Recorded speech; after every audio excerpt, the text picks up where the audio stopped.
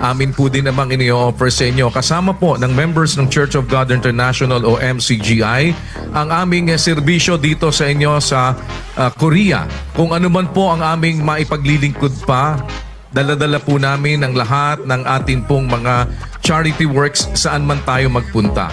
And one of the reasons why Wish Bus was called Wish Bus, hindi lamang po para magdala sa inyo ng musika, kung hindi sa isang maliit na paraan ay makapag-grant ng inyong mga wishes kung ano man po ang aming higit na maipaglilingkod sa inyo.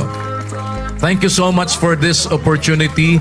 Sana po ipagpatuloy ninyo ang pagtangkilik din sa musikang Pilipino dahil marami tayong mga talento na talagang mga hindi pa nadidiskubre. Sa ating mga wishers, keep on wishing. At kapag nadinig po ninyo yung bulong na Wish 1075.